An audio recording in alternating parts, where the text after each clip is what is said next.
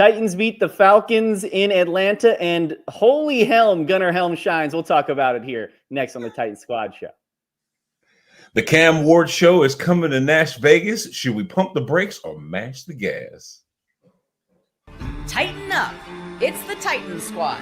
Sponsored by Gametime. Everything Tennessee Titans every week. Covering all the big hits and game-changing plays from the heart of Music City. The way only the Locked On Podcast Network can. Squad up. The Titans Squad Show starts now. Welcome to the Titans Squad Show. Yeah, there it is. Got the nasty face there from B-Hop to start off on your Saturday morning, just like your favorite cartoon. I'm Julian Minenson. That's B-Hop.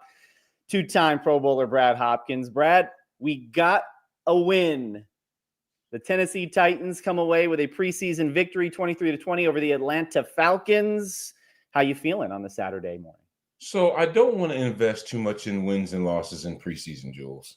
You know what I mean? Because at the end of the day, we didn't see the starters for 60 minutes. So should we then, look at a win like it really meant something? There was more positional stuff that we needed to uncover. There was more depth scenarios that we needed to see in competition. So that way, when the regular season starts, we know who's qualified to get on the field if in case there's an injury, right? That's what we're doing here. We're trying to develop the back end of your roster, which is usually why you look around the league and you don't see a whole bunch of starters starting. Well, that's by design. You don't want to waste those reps in preseason. But like Cam said, they do need the repetition. They do need to be able to get out there on the field and work together in those game-type scenarios that allow them to be comfortable and familiar once the regular season starts. So there is a little necessary evil to that whole deal. I get it. But I'm just saying, when we look at, the Titans getting a win, which is good, not to say that, we're going to discount that because it's been a long 9-10 days of them out on the road and working with each, working against an uncommon opponent in two different scenarios and competing and things like that. And I'm sure that they just really want to, at this very point right now, Julian, wake up in their own beds. You know what I mean? And it's been, kind of a missed situation, I guarantee, for them. So I just don't want to get too wrapped up. But I do feel that the Titans have made improvements, that they continue to kind of shore up those things that could be problematic for them. Who's looked really good? I'm just scared to even say something about it. The offensive line, man. They're giving quarterbacks time to do things. Now, of course, we saw Cam working outside of the pocket when necessary. But for the most part, I do see noticeable improvement from what we saw last year, which, in my opinion, it might be a little early to say this. I don't think the Titans will be picking first this year. And that's good because probably if you're a head coach or a GM, you're only allowed to pick the first pick one time in the NFL. We wanted to remind you that this episode is brought to you by Monarch Money. Take control of your finances with Monarch Money. Use code LOCKEDONNFL at monarchmoney.com for 50% off your first year. So B-Hop, you mentioned the offensive line, and we've talked about, go back to that first preseason game when Cam Ward made his first completion. I don't remember seeing a pocket that wide within the last 12 months for a Tennessee Titans quarterback. What have you liked about the O-line? I know Dan Moore had to be sidelined for a second there yesterday, but he came back in there. What do you like about it? And especially with Lloyd Cushenberry coming back, that's only going to add to this team. Mm-hmm. Yeah, Dan got rolled up from behind a little bit. That's just always the worst situation where you're a casualty of a friendly fire, because I think it was one of his own buddies that did it, but he's okay, which is good. Lloyd Cushenberry, I think, will be a welcomed re-addition to this offensive line. Not that Corey Levin hasn't done a good job, but I just don't think that, if he were the starter in this thing, we wouldn't have had a reason to bring in a free agent in Lloyd Cushenberry last year. So they should be much improved in that situation. And I can't wait for the veteran Kevin Zeitler to show up as well. Here's a big body that had a lot of success in Detroit. And I guarantee you he's going to show his worth, his value once the regular season starts.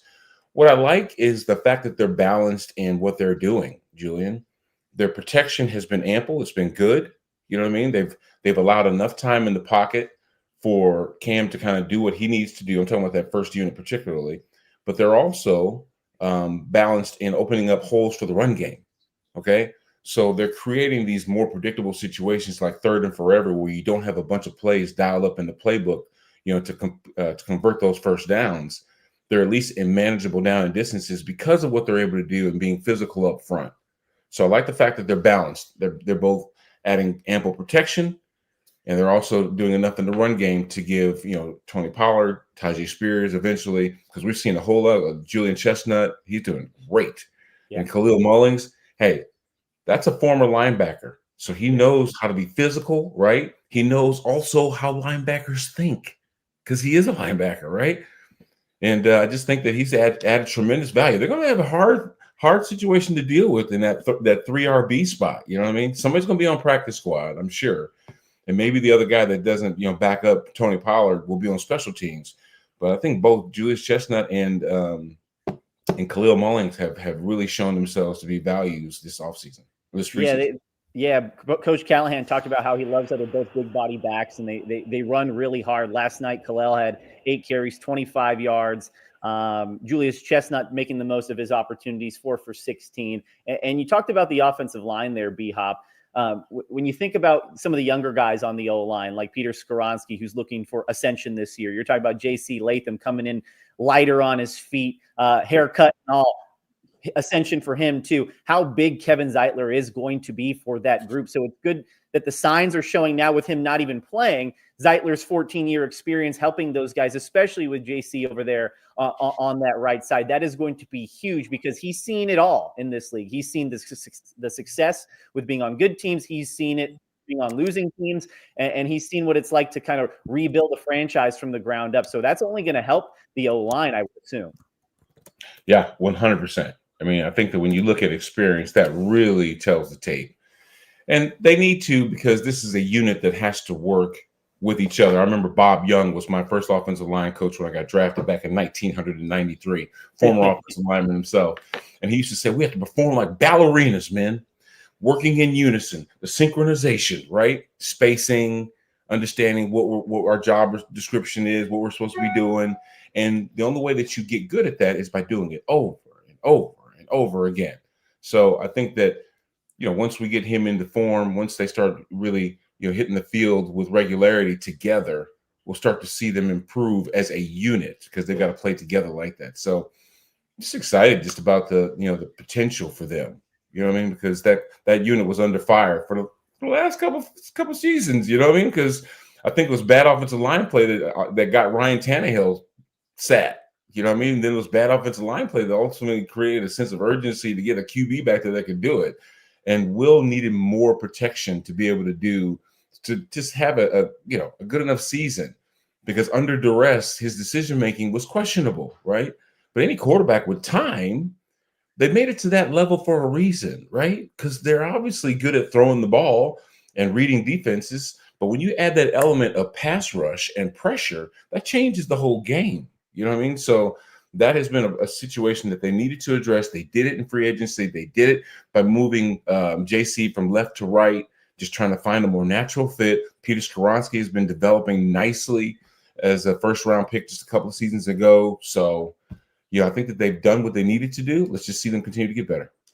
And this is, we're going to talk about Cam Ward and the quarterback play here in a second, but this is a perfect segue because you mentioned your first offensive line coach, and we do have a comment from Scott McMillan in here that is asking B-Hop, what's your favorite Titan memory? A lot of them, I'm sure, but is there one that sticks out in your mind?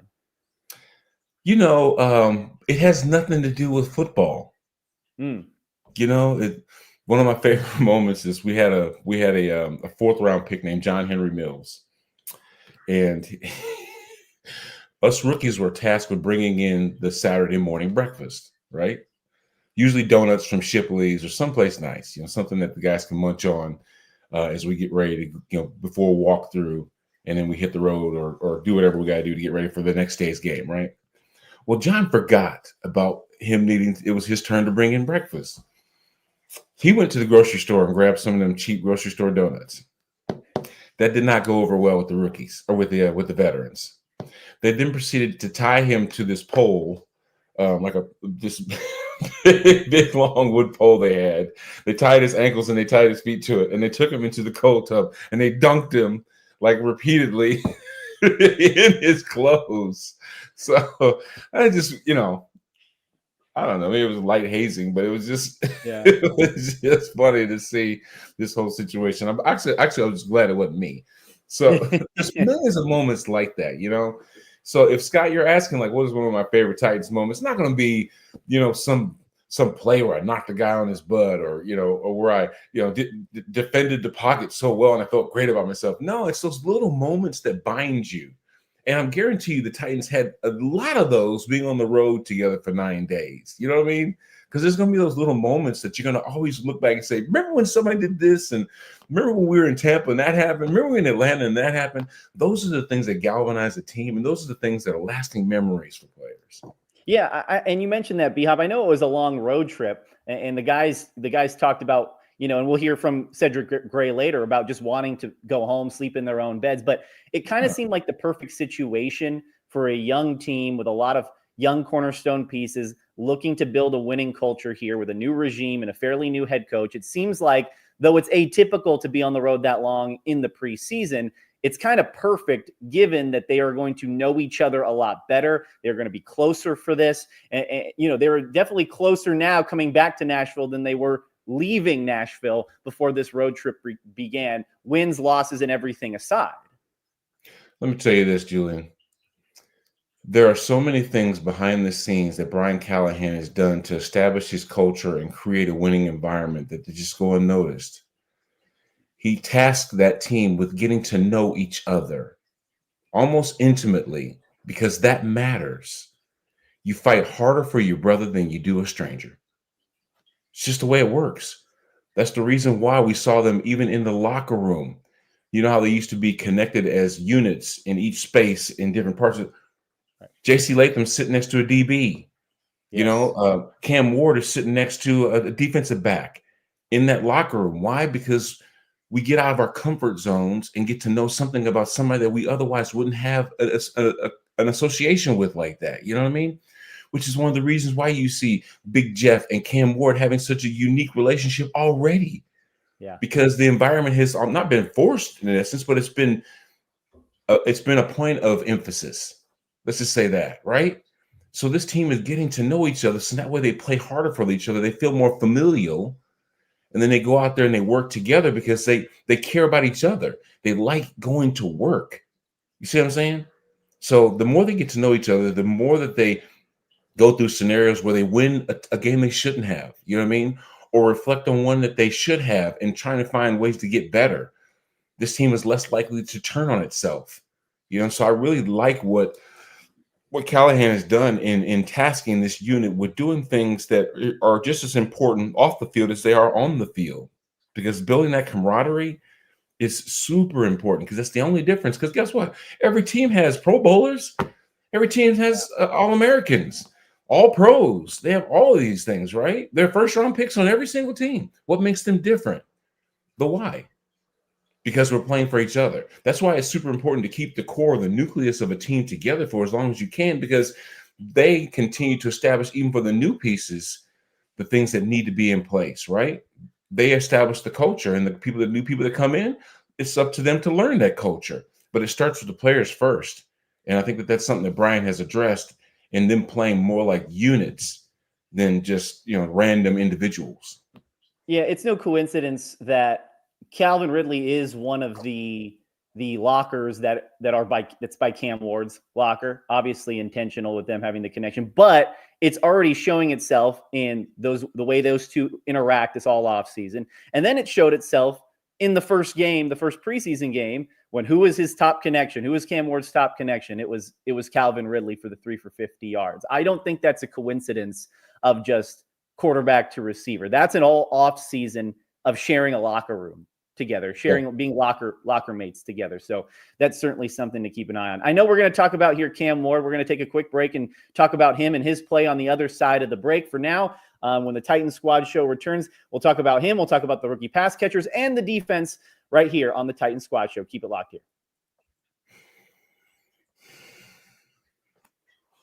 All right, now, most people can't name all their financial accounts or even what they're worth, whether it's 401ks, properties, or investments. And when you don't have the full picture, you can end up leaving money on the table. That's why there is Monarch Money. It's an all-in-one personal finance tool that brings your entire financial life together in one clean, easy-to-use interface on your laptop or phone. Now, Monarch does the heavy lifting for you. You can link all your accounts in minutes, see clear data visuals, get smart categorization of your spending, and finally feeling control of your money without ever touching a spreadsheet. I have a lot of subscriptions. I love, watching movies. So streaming services, they're fun, but they're also hard to keep in mind and to manage all of those subscriptions. So instead of canceling them, you use Monarch Money to organize them and keep better track of what your spending is. Now, don't let financial opportunity slip through the cracks. Use code LOCKEDONNFL at monarchmoney.com in your browser for half off your first year. That's 50% off your first year at monarchmoney.com with code LOCKEDONNFL.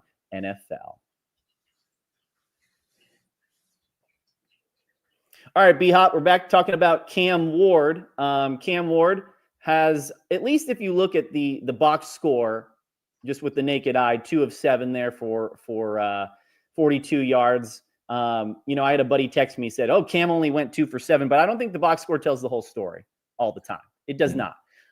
He had the really nice throw rolling out of the pocket to Elic Ayomanor to start off that first drive, 35 yards for there. His other completion was a shorter one to Bryce Oliver later in the game. But there were some on-target throws. But I think a lot of it, Coach Callahan talked about it, they were just put in some unfavorable downs and distances and kind of had an uphill climb at some times. What are your take on Cam's performance yesterday? Because I don't think it was a step back. I think it was actually a positive step in the right direction. I'm actually shocked, Julian, that you didn't mention the throw and potential catch to Van Jefferson that you did last night. You did on the Channel 2 broadcast. You were talking about, and Van Jefferson couldn't bring it in. That was great. But that was almost a microcosm. There were throws there. There were passes that could, there were throws to make. He made a lot of them, but there were a couple of drops too. You know what I mean? Some of them, the incompletions created, longer down in distances or whatever, and they just got off the field when they didn't necessarily want to. Obviously, that's why they went 3 series when Cali said we're going 2 series, because that second series, they're like, no, let's run this back. Let's get out there and finish on a better note, So I thought what we saw with Cam, even though you saw him in his 15 attempts, he completed 7 of them, and that's in both the preseason games. Man, he gets better every week. You know what I mean? And I think that his poise and confidence are the things that lend to him not just blowing the play up. You're starting to see those downfield attempts. Why? Because the one thing that Cam was doing earlier in preseason was what? Getting the ball out of his hands quick, right? Getting the ball out of his hands quick. Well, a lot of times you can't do that unless you're working with the shorter to intermediate stuff. You know what I mean? Because it's very rarely that you see somebody just get beat immediately at the line of scrimmage, and all of a sudden that go route is super available, and you can, in 3 seconds, hit a guy for a 40-yard gain. Very rarely does that happen. Coverage won't dictate it, and a guy's just not going to get beat like a drum that early on, in most instances, right? So what he's left with is going through a progression. Oh, there's my back. There's my tight end. There's my slot. You know what I mean? Because I got to get this thing out of my hands quick, right? But what they did yesterday was they took away that short to intermediate stuff and made him look longer, holding onto the ball more. But what he did when he had to escape the pocket, Julian, was keep his eyes downfield. He could have turned into a runner, which, Cam's a very effective runner with the football as well. But he knows the bigger plays are to be made if he can extend the play, even if it's working laterally and not down the field, north and south. You know what I mean? Hate going east to west. But at the end of the day, if you can make a play north and south because you're giving a guy time to find himself open in the coverage, then there's a big play potential there. So I like the way that he stayed poised in continuing the play, trying to be a passer versus the obvious thing, which would be to maybe get 3 or 4 or 5 yards, with your legs, which will come into and be an advantage later on. But right now, while he's learning things, while he's learning what defenses are trying to do and take away from him, I like those adjustments that he's making in this game. Yeah, I wanted to talk about the Van Jefferson play here because that was obviously talked about a lot on social media after that play yesterday. Coach Callahan even credited Cam, beautiful throw, which it was. Van, at least I've never been an NFL receiver. I'll never be an NFL receiver, but it seems to me he probably should have come down with that ball. But what I liked about this, B-Hop, is after the game, Cam took the accountability for it. He said, "Oh, I talked to Van. We talked about maybe where I could place it better." And I think that goes a long way. Earlier in the week, he said, "Hey, we have a top 5 receiving core in the NFL." Now, whether you believe that or not, I think it's important that Cam instills that belief in his guys and then takes it a step further by holding himself accountable by saying, "I could have been more perfect on that throw. I could have put him in a better position rather than say, what the heck, man? Why did you drop that? That could have been 6, or could it led us to 6? I think that goes a long way. Yeah. I mean, you don't point fingers in that situation because Yeah. let's just say it was Van's fault to just catch it because it should have been, if it hits your hand, you should catch it, right? There's going to be one that, we did see one. Cam overthrew a guy on the sideline. You know what I mean? And, so it happens. So what he's not going to do is going to sit there and point fingers and pass blame, because at some point in time, it's going to be your fault. And you have to be able to acknowledge that, fix it, and move on. You know what I mean? So he's just being a team player. He's being a team player, Julian, and he's being a leader, because that's what they do. You don't roll your teammates under the bus, because all that would have done is he said, yeah, Van sure should have caught that. And if you left it at that, that's gonna be some stinking thinking in that locker room, man. That's what Les Steckler used to say all the time. Don't let that stinking thinking affect your altitude. Don't let your attitude affect your altitude, right? Yeah. So the fact that he's sticking up for his boys, the fact that he'll take it upon himself to say, hey, my bad. We saw Jamar Jefferson do that a couple times when he missed a hole, right? My bad. Yeah. I like when we see players do that, because it says that, first off, they're thinking more about the team, and it's confidence and mentality and whatever else, but it's also admitting, hey, look, I can do better, and I will do better. I will be better. In those instances where you see a guy take the blame for that, that's exactly what that means, because that's a selfless player, and those are the ones that usually get the most out of the relationships that they have in the locker room and on the field. Are you more optimistic now that you've had a little bit of a sample size on Cam? Are you more optimistic that he is going to be ready for that first game of the season against Denver than you did prior to these first 2 games of the preseason? I would expect him to continue to get incrementally better. Yeah. What I mean by that is, do I expect him to kick the door in and all of a sudden beat the Broncos, who have a stout defense, right, and a really good young quarterback working with Sean Payton's system? Do I expect him to come and just boat race the Broncos? No. Even if they lose the game, I want to see how they lose. Even if they win the game, I want to see how they win. It's how you perform, how you compete. So I'm not wrapping things up into wins and losses, because you're talking about a relatively young team that's still being put together, okay? But I want to see, are the games that they lose close? You know what I'm saying? Or are they winning the games that they win convincingly? Or are they just winning them by the hair of their chinny chin chin? How does that look? But I do think the optic is that Cam has complete control of this offense. He's garnering the respect and almost admiration of his teammates on both sides of the football. So you're going to see that support in tough situations. If he were say he had a bad series or something like that, I don't expect him to go sit on the bench by himself. No. I would expect somebody to go over there and pat him on the back. Hey, you got this. It's okay. And if it wasn't Big Jeff, I'd be surprised. You know what I'm saying? Let alone being Calvin or, somebody else. But then again, me even saying that, does Cam look like the kind of guy that when things go wrong, he's just going to go over there and sulk and just stare off into the abyss about how things are going bad? He doesn't seem like that guy. You know what I mean? Which is important, because you got to be able to compartmentalize everything that's going on and not let your highs be too high and your lows be too low. And he seems to have that perfect balance. You talk about that respect. Jeffrey Simmons said it after the Nissan Stadium practice. He's going to be the first guy that I have his back on Sundays. I covered Cam. I mentioned this on the show, covered him for 2 years at Washington State. I didn't see him sit down on the bench one time. He was constantly standing and looking at film or looking at notes from the coaches or whatever it was. We do actually have a comment here from Amar Alharis. They looked a little shaky, only probably going to win 6 games this year. But hey, I'd take 6 wins. That's double your win total from last year. And 6 wins to me would exemplify positive growth and progression in the right direction, which is all you're looking for out of this season. Yeah, I will say 3 wins got you picking first in the draft, right? Yeah. Can't get any worse than that. So let's just assume with the money that Amy spent in free agency, let's just assume that, with what Chad and Mike and Brian have drafted this year, that this is a better units than last year.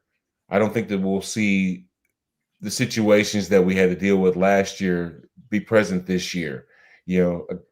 Mistakes being made and not being corrected, that kind of stuff. You know what I mean? So as long as the Titans do a better job of missing their foot when they're shooting into the ground, then this team will be all right. So 6 wins, Sure. Do you want to see them win the division? Of course. Do you want to see them get into the playoffs? Absolutely. Is that a reality? Maybe not.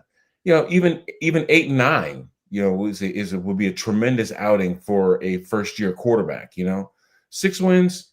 I think that's probably the floor for me. You know what I'm saying? Because Sure. I think that they'll go out there and compete. I'm going to say this team is 7-8 wins, which would then, if you look back at it and be like, dang, you know what, man? This rookie came and showed up. Here, how about this? This is an example. I went and got my oil changed the other day. And, the guy that always changes my oil, first thing he said was, man, Cam Ward look good. And the thing is, if the public is excited about it, just even the potential, they're like, hey, we can get behind this guy because they are starving for Steve's replacement. And they have been for seemingly like decades, And I think this is probably one of the first situations in a while where the fan base is feeling confident about what we have at quarterback collectively. Scott McMillan comes in with another really good question. And I think we've answered this a couple times on the show, but if the Titans have a losing season, like we were just talking about, but show improvements, do you believe Amy has patience with Brian Callahan? And Cam kind of answered that this week, is the hope that those two are together for a long time. You see some of the best quarterback coach duos and successes in the league. Pat Mahomes and Andy Reid. You see Joe Burrow, Zach Taylor, Lamar and Harbaugh. These guys are paired for a long time. They're kind of kindred spirits with each other. And that's the hope with Brian Callahan, that, at least if you have a losing season, 6-7 wins, which would put you at a below 500 record, I don't think you change that over, because then Cam Ward will have to start over. He'll have to learn a whole new system and a whole new head coach, and he'll have his own ideals. And then basically you're starting from ground one. I think 6-7 wins, though you're not necessarily in the playoffs, that's still an ideal scenario if you're the Titans, because that is a step in the right direction. Yeah, I think that there was a combination of things that created this environment where the Titans picked first, and you never want that to happen. You had suspect offensive line play, which created suspect quarterback play. And therefore, your offense is inept. They really weren't problem solvers, and it just continued to exacerbate itself. It just was bad. Just a bad deal, right? There's too much newness in this version of the Titans for Amy to be so knee-jerk and say, hey, you know what? If it just didn't work this year, it ain't going to work, and just start all over again. Because guess what? You're going to have to bring somebody else in that's brand new and has to do the exact same thing. Okay, they have to establish their culture. They have to, try and create a new team identity, which makes you take even further steps back. And is that what you want to do when you try and develop the first pick of the draft? Probably not. You want consistency, right? You want familiarity. And I think that what Brian does is he connects with the guys to make them play as hard as they possibly can. And that's what you want. You want players that respect and understand and want to see you succeed as a coach, versus, man, this dude sucks. Let's get his butt up out of here. Nobody likes playing for you anyway. That's not the case. And I think if anything, drafting a rookie quarterback with that pick just kind of says, hey, look, we're going to give him, a stay of execution, if you will, in his first year, especially if it goes crazy. We want to see how this team competes. Did they get better as the weeks went by? Or was his message numbing to everybody and nobody heard it? You know what I mean? So I don't think that that's what Amy's trying to do. I don't think she's trying to make it even worse by basically firing Brian Callahan after this season, if in fact it doesn't work out. It just, in my opinion, it will be counterproductive. Absolutely. Well, we're going to get more to your questions. You have a lot of comments coming in on the other side of the break about the defense, about the offensive line, and B-Hop and I will try to answer all of your questions through the second half of the show. We're also going to talk about some of the rookie pass catchers and what we were impressed with and what we need to look forward to as we head to that final preseason game at the end of this coming week. So keep it locked here in the Titan Squad Show. All right, this episode is presented by Yahoo Fantasy. It's the best time of year. NFL kickoff is almost here, and that means fantasy football season is back in full swing. And this year, Yahoo Fantasy is turning things up with a fantasy football experience like never before. This year, me and the rest of the Titan Squad show are playing on Yahoo Fantasy, and you should too, whether you're a first-timer or a veteran making your millionth league. I've used Yahoo Fantasy for years, and the updates they're rolling out month after month. It's wild. course, in the best way. All, my work buddies, we all use Yahoo Fantasy, and now you can too. To celebrate 28 years of fantasy football greatness, Yahoo Fantasy is dropping 28 big new features over 28 days throughout August. To kick it off, they just dropped the Yahoo Fantasy Guillotine Leagues, a killer new way to play fantasy football on Yahoo, where the lowest scoring team gets eliminated each week until there's one team left standing. Now, with the season around the corner, now it's the time to get your league together and give this new mode a try. If you're more into the classics, you can also still play head-to-head private leagues or join a public league. Stay tuned for more killer announcements and start playing Yahoo Fantasy now at yahoofantasy.com/LockedOnNFL.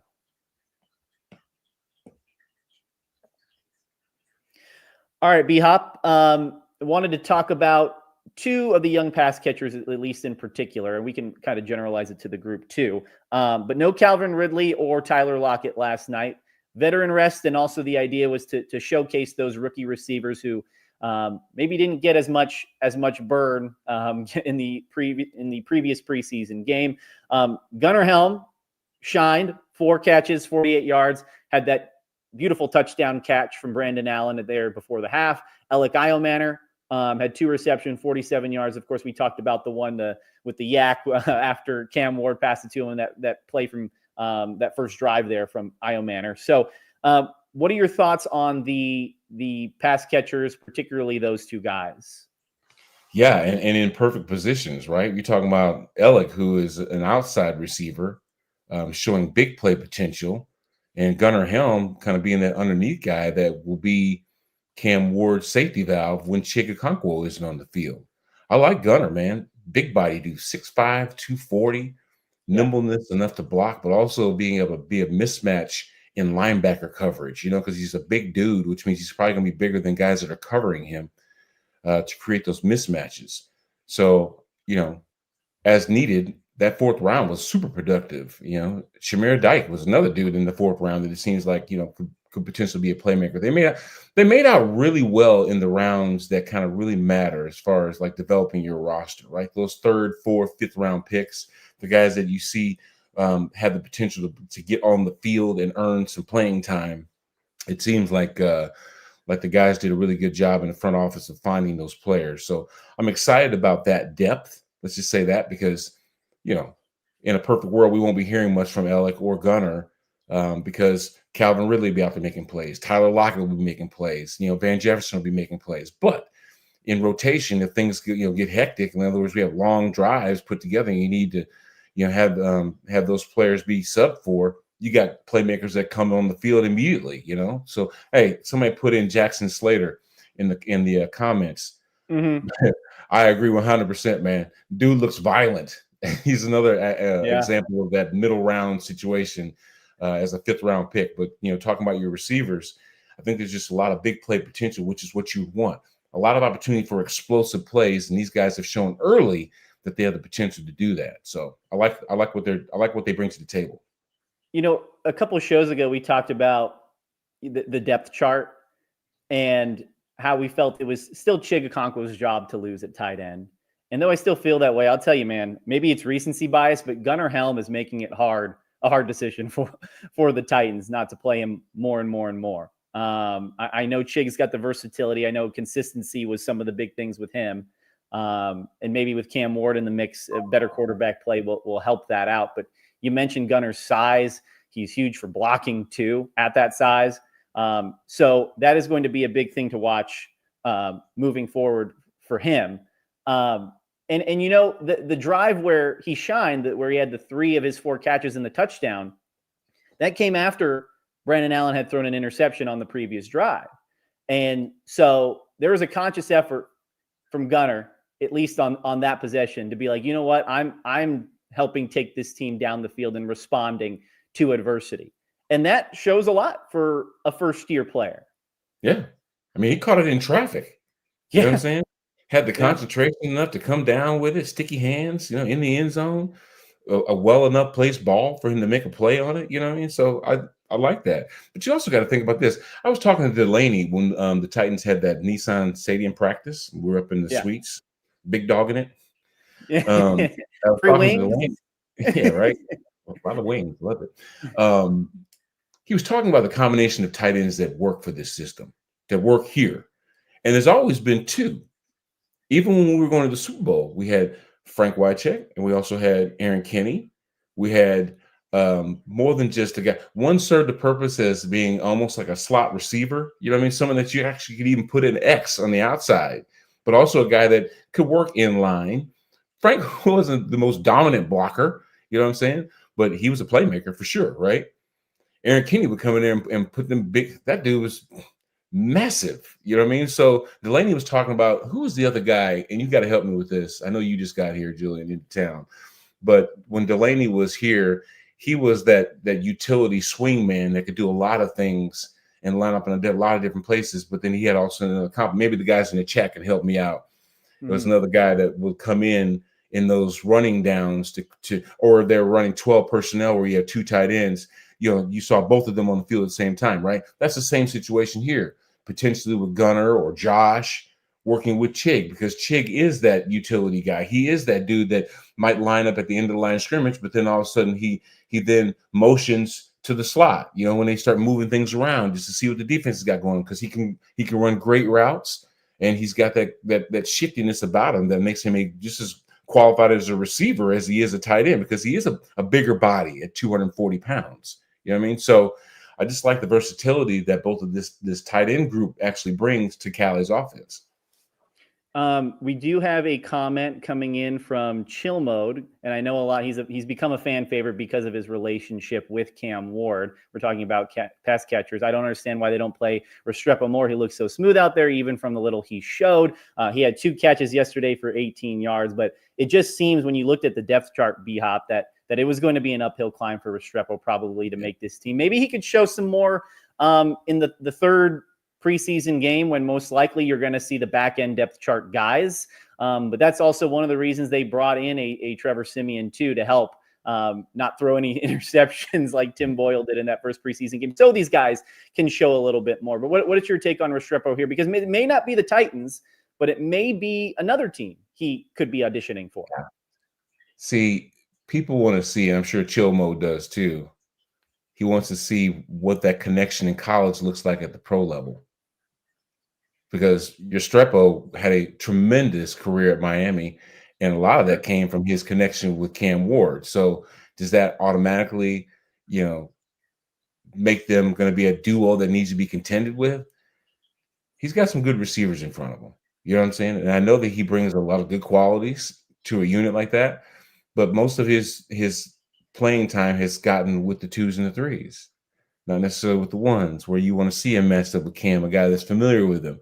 So I do think he has, he's got that gritty Wes Welker type approach to him. You know what I mean? I hate just creating, analogies like that, but he just seems like that gritty dude that's just that finds the holes in coverage and can make the contested catches and maybe get you a couple yards after he does get it, because he's not going to be an easy tackle. So I see where, there's some potential excitement about his addition. I just hope that he makes the squad, and maybe I say special teams because if you're not competing for a starting job, then you're going to be playing teams, right? So hopefully there's a spot for him on this roster, and he can get an opportunity if, in fact, there's an injury or something like that, because there are some pretty talented dudes in front of him. But I do think that he does deserve a shot. I wanted to go back to talk about Elic Ayomanor. We caught up with him after the game in the locker room yesterday before the Titans headed back out after the preseason win. Here's what he had to say about the wide receiver group and his game as a whole. Big week for you. I know you weren't happy with how you practiced, but you get times with the one, you make a few plays tonight. How would things wrap up for you? Good, yeah. You just try to keep sacking more days, right? You're going to have ups and downs. Try to stay pretty consistent emotionally, and, I think that's a good way to have progress over time. How much do you think you grew up, I guess, in this 10-day trip? I don't know that much. I think it's more, I think growing up is more of a yearly thing. Okay. But it definitely was I definitely got a lot of experience of just being on the road, traveling, facing a little bit of adversity, so yeah. Team had its ups and downs. Nice to end this 10-day odyssey with a W. Yeah, for sure, yeah. it's always great. You know, wins are not easy to come by, especially the higher you get up in level, especially at the NFL level. And so anytime you can get a win, it's something great. What's the biggest thing you've noticed in these two NFL games that you've gotten to play? Just got to take advantage of opportunity. You know, like windows aren't very big. Yeah, or like you get opportunities and you have to be ready to go 100. You know, I think sometimes in the start of the year you're not always firing on all cylinders right away, but you got to be. So that's one thing I noticed. You know, the interesting thing there, Elic's a very honest guy. He's talked about the yearly improvement and all that stuff, but I know we mentioned the preseason games were not tied up into wins and losses. It's more about kind of like the sample size of what we see. But given the fact that a lot of vets did sit in that game, it was nice to show at least that they could compete and they weren't blown out of the water. And the guys were able to, I guess, next man up, pick up the slack and still be competitive in a game, no matter who was on the other side. Yeah, think about this. They were on the field for 3 series, right? Yeah. Almost the same amount. Well, we did see maybe a little bit more run from them against Tampa Bay, but at the end of the day, how much ebbs and flows happen during a game? You know, I think that Callie addressed the fast start. Well, the fast start is only really super important if you're talking about preseason because you're going to see limited opportunities from the starters in the first place. You know, you got to make second half adjustments. You got to also get into the flow. Look what happened in that first drive in Tampa versus the second drive in Tampa. Sometimes you just got to get out there and you got to work through some stuff. You got to get into the flow of a game. It's not immediate that all of a sudden you go out there and start making plays and putting points on the board. You know what I mean? Sometimes it takes some time. It takes a big play maybe to make a spark or get something going. You know, so I think that when you think about the starters playing 60 minutes, what that looks like, you know, being able to either wear down a defense or make those strides that keep them on the field and start building confidence. That's the most important part, you know, because right now in this small sample size that we're seeing, we don't even see him playing a half. You know what I mean? So let's just think about what this thing looks like. You know, when that's why I'm excited to see week 1 against Denver, just because we're going to see a game plan, right? We're going to see specifics that are dialed in to take advantage of whatever it is that Denver's deficient at, and we're going to see them play to their strengths. We're going to see just a all-out effort to win a ball game versus trying to discover what you have heading into this season. Those are 2 totally different scenarios. Yeah, absolutely. I think Cam Ward is also ready for that first game. He mentioned it after in the post game. He's like, man, I'm just ready to get going. I'm just ready to get the ball rolling and play week 1. I feel like I could play a game right now. So we'll see how that goes. Okay. On the other side, we are going to talk about the defensive side of the ball. I know they had some running defense issues last week. We want to kind of talk about it as a whole and maybe who shined on the defensive side here in our final segment of the Titan Squad show. Keep it here.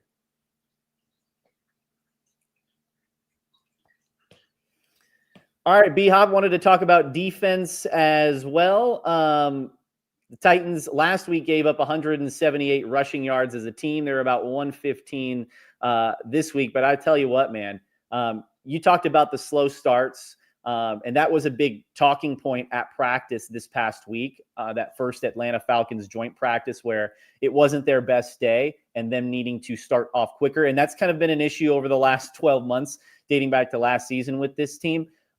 They bounced back in that practice on Wednesday. And then you talk about the defensive start that Cedric Gray provided. He blew up. He blew up that running back on that other side, man. Man. Yeah. Talk about setting the tone. That's exactly what you want to see. And he was one of he had 7 tackles, 5 solo tackles, had that half sack, tackle for loss. And he's really shined, I thought, in these last 2 games.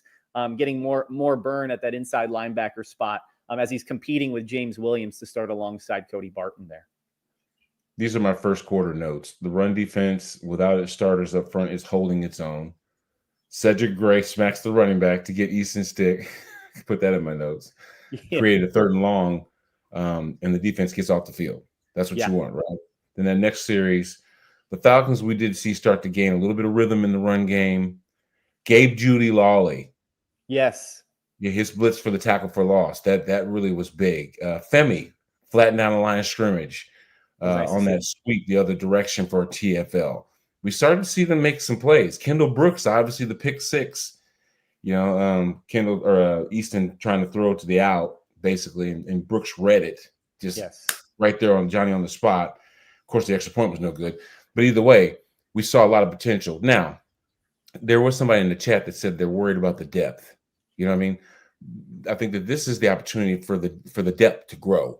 You know what I mean? To learn how to make plays and also be available if and when injuries do happen. So I think that L'Jarius Sneed is close to returning. We've been waiting for this for a couple years now, a couple seasons now. Just the consistency and the seeing what, the former Kansas City Chief cornerback can bring to our secondary, right? At least consistently, more than 5 games anyway. And hopefully he'll be healthy enough to be a welcomed and needed addition. But I think when you're talking about the ability to apply pressure, we're starting to learn to do that on the edges. We're starting to have guys like Cedric Gray and Bernie, Burney. Yes, my man was out there making some plays too, flattening down the line of scrimmage, playing sideline to sideline. There was a lot of growth that I saw happening for Denard Wilson's group. Now, I will say that, like when he was talking to Bledsoe, Denard was talking to Bledsoe, I think that somebody was in the wrong spot and gave up a touchdown on a longer pass on the outside, and he wants those issues corrected. Let's not have these things happen with regularity. I don't know if it was the safety over the top that wasn't there, or if it was the corner, getting too greedy or whatever, and then gets beat, to where he's open, and loses coverage. But at the end of the day, I think that these things can be fixed. And hopefully the younger players that we're seeing featured in the preseason just get those game time reps that make them, valuable during the regular season when the starters are on the field consistently. We do have a comment, another one back from Chill Mode, and he's the guy when you talked about B-Hop, the value that they got in the draft after the later rounds. Marcus Harris, I felt, got his name called a ton. I mean, there was the 4 tackles. I think he had 2 pass deflections, if I'm looking memory correctly here. Yeah, 2 pass deflections. A guy who played all different levels of football, was at Idaho, and then played Pac-12 football at Cal, and now he's seeing it at the next level in the NFL and has had some pretty good practices and had a pretty good showing yesterday. But that goes back to what we were talking about, B-Hop. When you look at this depth chart from an aerial view, how many young players are expected to make an impact right away? Second-year players and, of course, rookies. It's nice to see that in the preseason when you're trying to build depth, you're trying to build growth, and a step in the right direction for young players to show up like that. Yeah, I think that somebody in the chat, was it Chill Mode, that basically said he wanted to see them go back to the 4-3. Yeah. Versus the 3-4. So for me, the 3-4 was the easier defense to block. Because the defensive end is sitting right over you. He's right in front of you. You know what I mean? And you've got a linebacker that's outside of him, and sometimes you have to slide to that outside guy, but guards are uncovered, right? So that means that they have more access to the linebacker level, working with either the center or tackle, going to that next level. But for the most part, you don't have the guys needing to move their feet as much, to me. And if you've got 4, remember when we saw in the Super Bowl, this past Super Bowl with the Chiefs and the Eagles, they never blitzed much. They did stunts and stuff like that, but they rushed 4 consistently and got there with 4 big bodies, right? Because they were making the offensive linemen move their feet, whether it was in space, on the outside, or just even trying to get those mismatches underneath that were so problematic for the Chiefs' interior. And I think that that's what you want to create regularly. And I do think that we do have those kind of players. We do have, Sebastian Joseph Day, if left in a one-on-one situation, can win because there are going to be 4 hands on Jeffrey Simmons and Devondre Sweat. These are 2 massive men in the middle that should then allow those mismatches on the outside for those players to take advantage of it. And I understand that the premise behind the 3-4 is you want to have more athletes on the field because you've got one more linebacker than you do D linemen. Well, that means that you're going to be blitzing a lot. You're going to be bringing a lot of guys from space, that kind of stuff. If you don't necessarily need to do it with scheme, then there's more bodies that can also be dropped off into coverage. You know what I'm saying? So I think that was one also thing that we saw the Atlanta Falcons do in adjusting, is that even in those shorter down and distances where you thought that the Titans would run the football and they maybe chose to pass, the Falcons were thinking that also. So they dropped linebackers off into coverage, creating double teams in a lot of spaces, right? Covering a lot of zones. So, you got to be able to have that ability. And sometimes running that 4-3 allows you that capability more so than running a 3-4, where you've got at least 1, 2, 3, 4, 5 dudes on the offense on the line of scrimmage. Absolutely. And something that I thought about as the game was happening yesterday, and again, I know the results, the win-loss thing doesn't matter really in the preseason, but the defense, when big moments came to happen, no matter who was out there, second, third, fourth string, whatever, they did make plays when their backs were against the wall. There was the fourth down stop, or I think it was the fourth down stop or the third down stop? Yeah, it was the fourth. Yeah, there was that stop. And then there was the sack that basically sealed the deal at the end of the game. And you like that because you didn't get to see a ton of that last season. I think the one game that sticks out in my mind was the road game against Houston, where they got the sack. Was it the sack in the end zone, or was it Simmons or was it Landry? I think it was Harold Landry who had that sack in the end zone, or something like that. My memory doesn't serve me correctly. But maybe the chat can help. But yeah, your defense putting you in when you are backs against the wall, your defense making plays when it mattered, no matter what happened, the sequences prior. I think that goes a long way in the growth and development of this team as well. When you're Denard Wilson looking to say, who can I rely on in big time situations? That was something that really stuck out with me, at least watching it in a small sample size in yesterday's game. Yeah, I'm actually looking at the chat, and they're saying, who would you line up in that 4 front defense? Arden Key is 6'4", 240 pounds. Maybe seems like a linebacker size, but I think that, he reminds me like a Michael Barrow type when I got drafted. He was a guy that loved to rush the passer, loved to get on the outside. I think he was a weak side linebacker. Keith Bullock was also a good pass rusher when need to be, playing on the outside.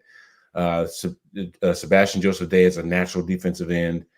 And we don't even need to mention the 3 techniques. I mean, good God, that's probably one of the potentially best duos in the league once they start playing consistently. And think about that, with Tavondre and Jeff both making plays from the interior.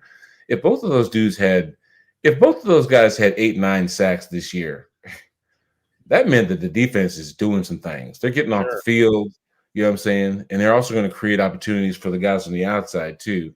That's if they ran it. We're not trying to have Denard Wilson reinvent what it is that they're doing. We just want them to have the playmakers on the field as best as they can possibly do it. So just one thing I noticed. That's interesting. So we're going to go to some of the comments here. There were a couple that we really wanted to get to. What do you think about this? From Swalt 10. Hey.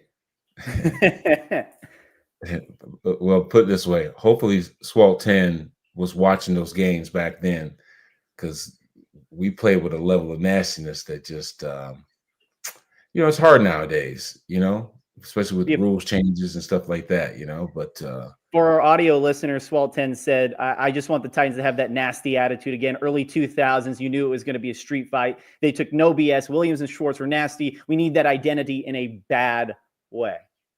Judy Lawley, nasty. Cedric Gray, nasty. We know Big Jeff, nasty. Tavondre Sweat, Williams. nasty. These dudes, James Williams, right, flying around nasty. You want those intimidators, man. Those guys that the offense has big, wide saucer eyes because they're like, woo, we're in a dogfight, man. So you want that intimidation factor because these guys have just put on the tape that says, hey, they fly around and hit people, and that's. Jim Schwartz back in the day, not Jim. Well, Jeff Schwartz. Jeff was obviously a knockoff of Jeff Fisher's defense, which is a knockoff of Greg Williams. Well, Greg Williams was a knockoff of Jeff Fisher's defense. Jim Schwartz was a knockoff of Greg Williams' defenses. But when you look at Jim Washburn, who was the defensive line coach back then, that was the kind of coach that, boy, he got those guys fired up. You know what I mean? He got them ready to go out there and compete. He's the one that made Albert Haynesworth one of the highest paid football players in the game at that time, because he could tap into Bert's psyche and just get him wound up to where he was unblockable. You know what I'm saying? So when you have that kind of attitude that you're going to go out there and you're going to punch somebody in the mouth, not literally, but and you keep consistently doing it and you making plays, defense sets the tone for everything we do, man. There's a lot of thinking that goes along with offense, a lot of scheme, a lot of play calling that really make a difference, right? But when you just line up and you take another man's will and you just take his lunchbox and dare him to say something about it, that's what defenses do. You know what I mean? That's why when you see in practice and stuff, like, oh, the defense won. Well, the defense, they have to play with a level of intensity all the time.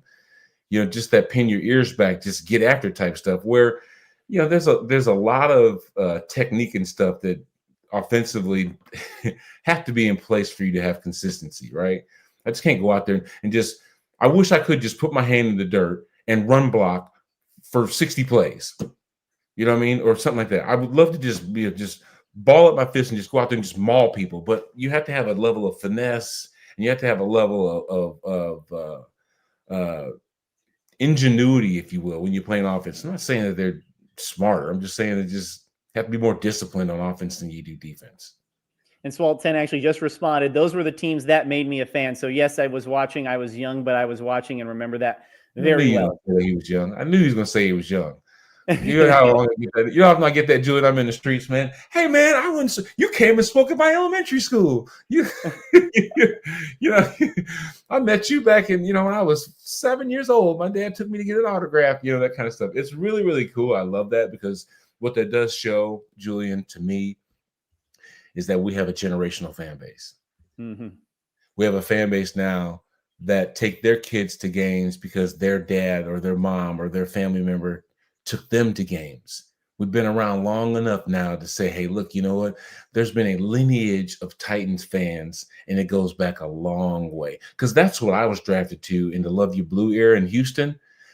Man, this was one of the original franchises in the AFL. Houston had a fan base that had been following those teams for 20, 30 years. You know what I mean? 40 years almost. And now we're getting to, with the 25th anniversary of the Titans here in Nashville, you're starting to see that same kind of presence, man. And it's wonderful to see. I love it. Certainly wonderful to see. And maybe that next generation of fan will be the Cam Ward fan when Cam Ward's walking around Nashville doing a podcast with some media member and say, hey, Cam, you spoke at my middle school one day. So we'll see. The Titans have their final preseason game this coming week here at Nissan Stadium, their only preseason game here in Nashville. That's against the Minnesota Vikings, 7:00 on Friday. But for now, we'll see you guys later this week, hopefully. My name is Julian Minenstone. That is Brad Hopkins. Thanks for listening. And remember to get the Titan Squad show wherever you get your podcasts on audio. And then we're here live on YouTube twice a week. See you guys next time.